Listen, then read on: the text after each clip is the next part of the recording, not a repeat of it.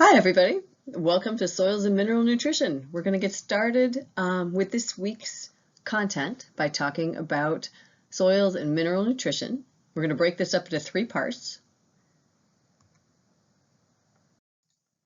First of all, we're going to focus on root structure and mineral nutrient uptake by roots. Then we're going to spend a little time in the next video thinking about mineral nutrition, essential nutrients and deficiencies. And then we're going to focus on ways in which nutrients become available. What are the sources of nutrients to plants? What are the controls on what makes nutrients available to plants? Those will be our three parts. So all of this will look familiar to all of you. Here's the internal root structure that we talked about so much early on in the semester. And that information, this is that linkage we keep coming back to between structure and function. So here is a diagram to remind you about some of the internal structures. We'll be focusing here especially on this endodermis in both the eudicot and the monocot root and how that protects the plant from taking up things that are not ideal for it to take up. And also focusing on the vascular tissues, the xylem and the phloem, in both types of plant roots. Let's back up for a minute. So let's focus now on this diagram of a plant root and its structure, because plant roots, of course, are the primary route for mineral nutrient acquisition from the soil. If you look at this root, we can divide it up into a meristematic zone near the root tip that you see here, where cells are beginning to differentiate, an elongation zone where the cells are starting to get longer, where they're starting to carry out some of their key functions, and then a maturation zone where cells are truly taking on the role that they'll be performing. In the maturation zone, we start to see root hairs, which also help in absorption of water and mineral nutrients. You can see here in the center, the xylem and the phloem. Out a little bit, you can see where the endodermis is.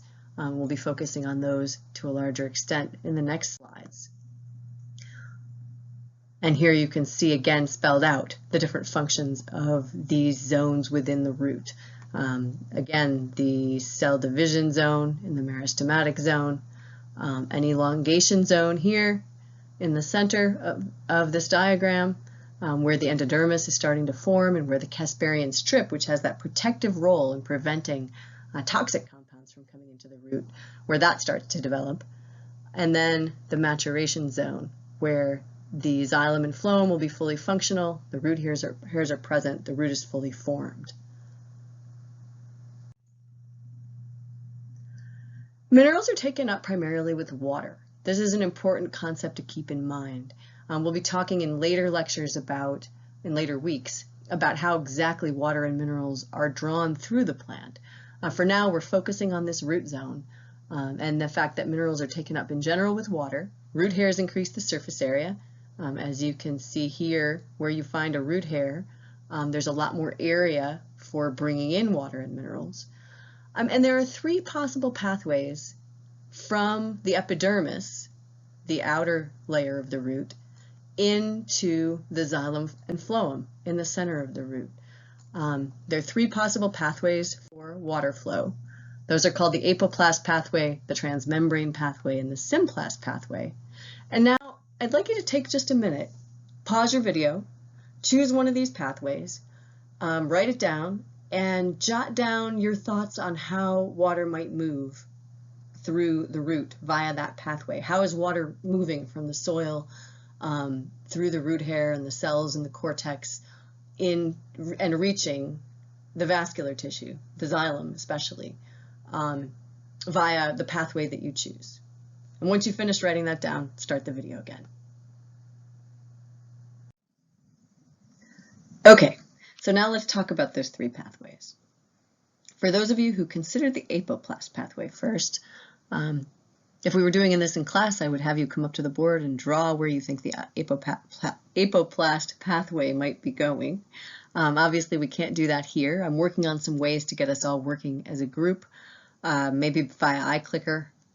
But for now, let me just show you where the apoplast pathway would be. So imagine that water and minerals are coming in. They're coming in through the root hair, perhaps. They're reaching the epidermis. They're moving into the cortex. And then recall that the apoplast is the region in between individual cells, in between the cell walls, not within the cells. So if water and minerals are coming in through the apoplast pathway, they're coming between the cells, as you traced where the cursor is moving here, and moving all the way to the endodermis without actually entering a cell. This allows water and minerals to move fairly efficiently, but once they reach the endodermis, they have to enter a cell. They have to pass the cell membrane in order to move through the endodermis, past the Casparian strip, which is a protective measure for the plant, and enter then the xylem to be carried up farther into the plant. So the apoplast pathway involves movement of water and minerals exclusively between the cell walls without crossing any cell membranes. Now let's think about the symplast pathway, as you see here, which does involve crossing membranes earlier on. So if you recall, again, if we have water and minerals entering the root hair here, if you recall, individual plant cells are connected by plasmodesmata, so that the symplast of all of these cells would be connected through the plasmodesmata. Something moving through the symplast pathway would be entering a cell toward the outside of the root and then moving through the plasmodesmata in between all these other cells to the endodermis. Now at the endodermis, there isn't an extra step for this pathway because water and minerals are already in the cells. They can move through the plasmodesmata, through the epidermal cells, and continue on into the xylem. If we were considering the apoplast pathway, there would need to be some kind of active transport, most likely, to move water and minerals into the endodermal cells so that then the transport can continue. Finally, this third pathway is the transmembrane pathway.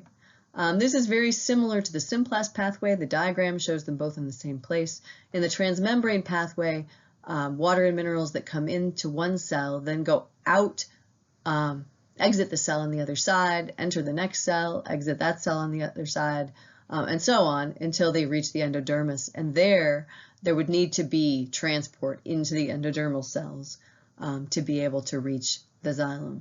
It's hard to see where the transmembrane pathway would be particularly efficient. The symplast pathway seems like a better shot for most plants. But it is possible for water to move in through one side of a cell, out through the other side, into the next, etc.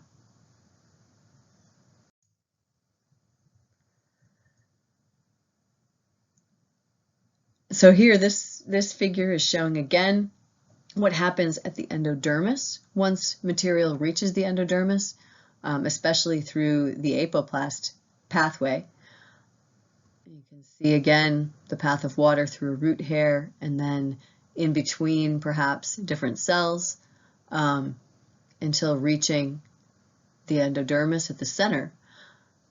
The endodermis contains a structure called the Casparian strip, which is a band of cell walls that contain suberin, which is a wax-like and water-resistant coating, or water-resistant material, excuse me. And this water-resistant material forces water and solutes to cross the endodermis through the plasma membrane, through the symplast, in order to reach the xylem and phloem in the center, especially the xylem for water and minerals, in the center of the root. So this Casparian strip has a really important function in preventing things from coming in to the plant that are not going to benefit the plant. So for example, high concentrations of aluminum or maybe of salts, those kinds of materials would harm the plant. And so having this endodermis with the Casparian strip as a protective measure helps to protect the plant from taking up things that might be damaging. Here is another schematic of the Casparian strip. You can see actually this image of it in the diagram on the bottom, and then also a schematic showing that the cell walls consist of this impermeable suberin protective layer. And here is one more schematic diagram showing how materials might move through the symplast pathway in particular, and emphasizing the point that when materials enter the root, for example here at the root hair, there's a transporter protein that's going to bring in many of those mineral nutrients that the plant might need. A lot of times when materials are entering the root, it's an active process that requires energy to bring in, for example, nutrients like nitrogen and phosphorus into the root, because concentrations of those elements may not be high in the area immediately surrounding the root. So a transporter might be needed to move them in. And at that point, they can then move through the plasmodesmata from one cell to the next via, as you see here, the symplast pathway until they're able to cross the endodermis and end up in the xylem. And here's a detail showing the transporter proteins that I mentioned in the last slide. Minerals are able to move easily through the cell wall of the plant cells, but they can only go through the membrane if an appropriate transporter protein is present. So here's the section on the root hair where you might expect to see then a transporter protein like this one. Nutrients that are coming in or other minerals will move through the transporter protein to enter the cells of the root.